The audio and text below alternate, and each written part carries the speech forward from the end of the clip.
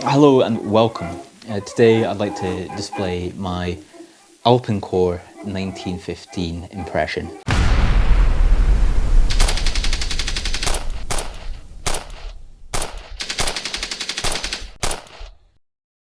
Now let's get the inaccuracies out of the way first. My water bottle is actually post-war 1931 pattern. During the war, if it was to have a screw top, it would be a shorter neck, and the long neck ones tended to be corked, and that is the 1915 pattern. I do have one that I'm restoring. It's a process. I'll probably do a few videos on it, but for now, that is my stand-in. As well, another stand-in is my mess tin. This one is actually Swiss. I prefer using this to using like a World War II one or a Bundeswehr, purely because of the size. The size is far more appropriate than the World War II or post-war mess tins. If you can't find an original World War one, which is fair enough, they are very hard to find, very expensive. The Reichswehr used them. Well, pretty much, I think into 1929, if I remember rightly, and then the SS used them after that. But of course, the SS, there's a fascination with it, so the price tends to be elevated quite a bit. So I'd stay clear unless you manage to find a really good deal on that. But anyway, Swiss one's about £10. It looks the part for maybe for reenacting, but not for a display. I wouldn't display it like that unless you made it clear. You know, it's incorrect.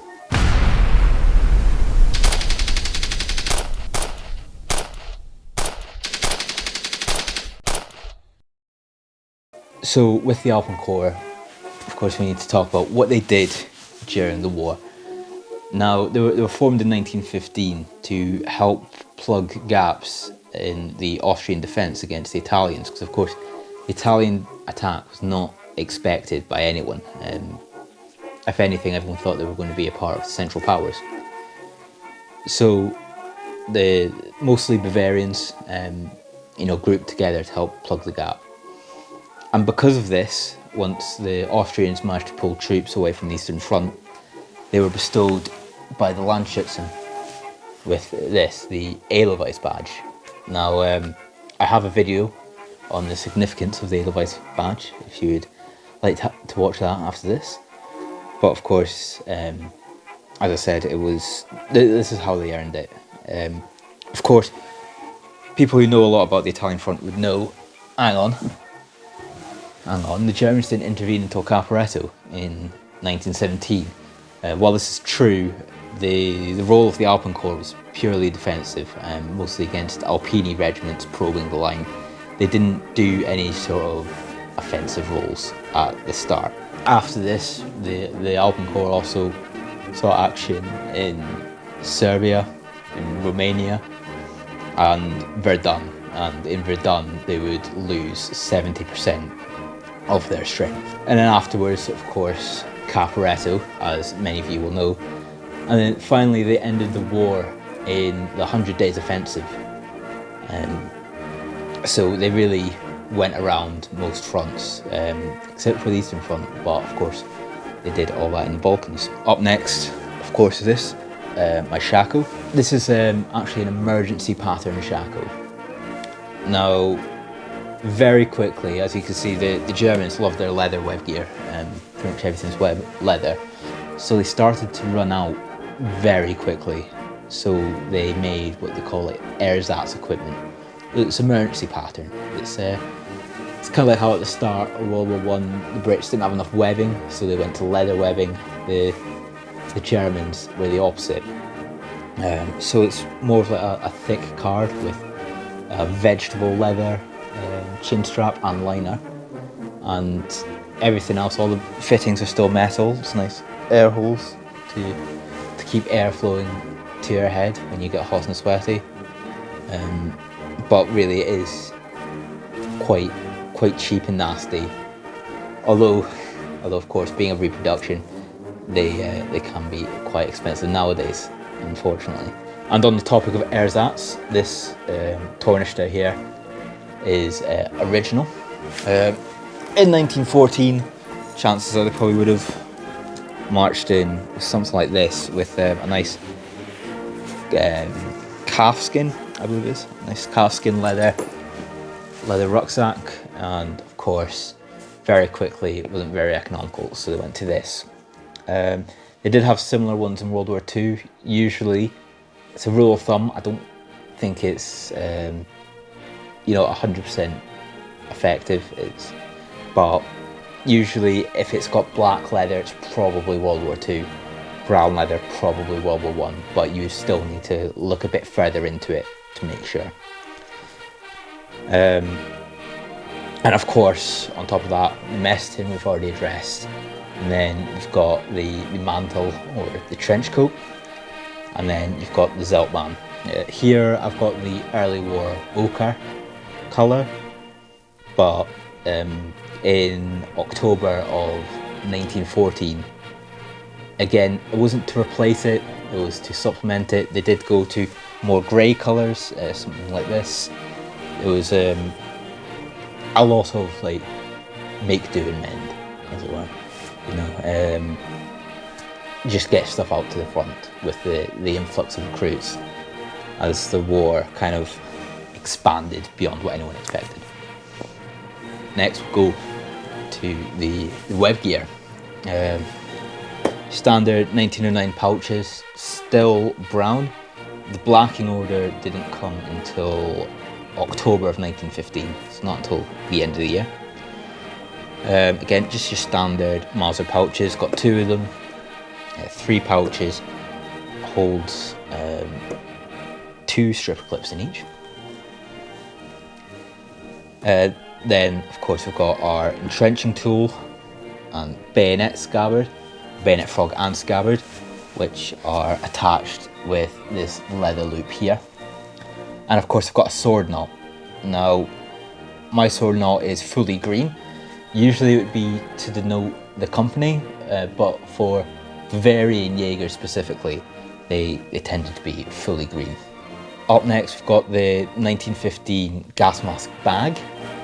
So this is what they used before they had a tin, but it was found very quickly that it's not durable enough. Maybe if you fell back on your arse or something, and you could shatter the lenses of the gas mask. When you go to put it on, it's not very ideal when you've got shattered lenses. So they then, in 1916, went on to a tin. The tin could fit in the bag, and they still issued the bag. The bag is very useful. It's just an extra place to carry ready-use kit. But usually you'd wear the tin around your neck and the bag on your belt. It's really up to you. I've seen both happen in period pictures. But yeah, but today we just have the gas mask bag. Of course, water bottle. It's very awkwardly attached. But this was by design. They only wanted people drinking when it was absolutely necessary. Which, on a long march, fair enough. You don't want to run out of water when you've just set off. But at the same time, when it comes to reenacting and you're running about and it's a hot day, you just want a drink. It's quite a pain. I usually bring a modern water bottle and stash it maybe in my bread bag or something. Just because, safety first, stay hydrated. And of course, this is attached to my bread bag. This is the Epic Militaria reproduction. I had to modify it because it came with an extra leather strip for some reason. And I still need to modify the hook, as I think it's too short. It does look a bit awkward on it, but that's how it is at the moment. And then, sitting by itself, we have the bread bag strap. I have seen, even in marching order, where people would wear the bread bag strap and the tornister straps. But at the same time, I have seen usually the bread bag strap, if you're not wearing the tornister, you clip them onto your magazines to keep them held up at the front, as on the uniform you've got belt hooks that keep it held up all the way around the rest of your person. But that is it. That is my 1915 Alpenkorps impression. I'm going to adjust the camera and we'll come back and we can put it all together.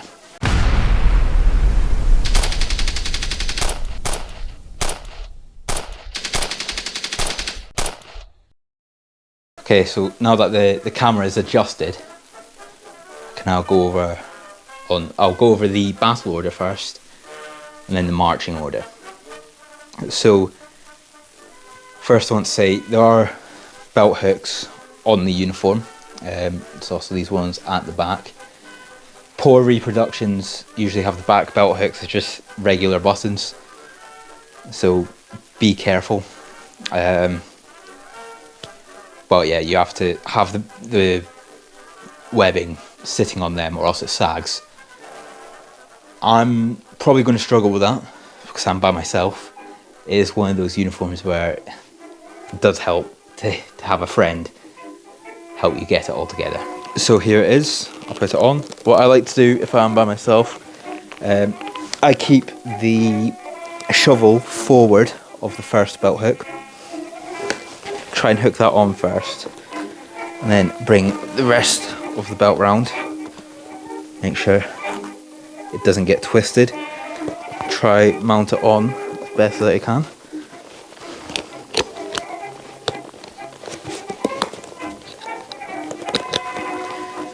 There, pretty painless that. Make sure everything is set. I know I'm not on all the belt hooks, but as I said, it can be quite a hassle. Personally, if it were up to me, I would have my pouches right off to the side, but from what I've seen in pictures, and there's a post-war movie, but of course the actors were there in the war, they like to push it close together. And with the amount of kit I've got, especially on this set, then that's fair enough. So I'll keep it like that. And then we've got the bread bag strap.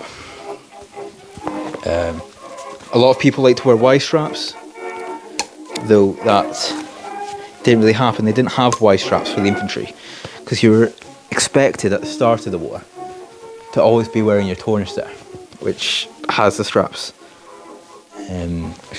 built in. Troops that wouldn't have tornisters, like the cavalry, airmen, things like that, like the cavalry wouldn't have tornisters because all of their kit is on the horse, and airmen, they'll fly out, do a sortie, fly back, and then they've got a nice bed to sleep in when they get back. So they would have Y straps on their uniforms, as well as I think some officers. But the infantry, it very rarely happened. I have heard, I've not seen it, but I've heard maybe some stormtroopers got it, but I feel like that's a bit of embellishment. So it is bread bag strap. Unlucky for reenacting, the bread bag strap, it's just a bit of cloth. It's a lot cheaper than buying Y straps, and it really puts together the emergency look of this 1915 ersatz kit. For battle order as well, again, personal choice usually. I do like to wear my field cap, or Feldmütze, whatever people like to call it, especially showing off the very nice badge. And of course this is usually the point where I'd pick up my rifle, if I had one. Currently don't have a German rifle to hand. When I get it, I will display it in a video. But this is my 1915 battle order kit. So now, if you're on the march, you want to get rid of your field cap, get rid of the bread bag straps. Usually bread bag straps are put in here in my bread bag. so they don't get lost, but don't faff around with that just now. And then, of course, we'll get the tornister, make sure it's all neat. They did like everything very neat. You get better with it over time. I'll put a link in the description for the Infantry Regiment 63 guide on how to pack your tornister, what you put in it, and how to fold up your tent square or zeltbahn and your greatcoat, trench coat, mantle, whatever you want to call it.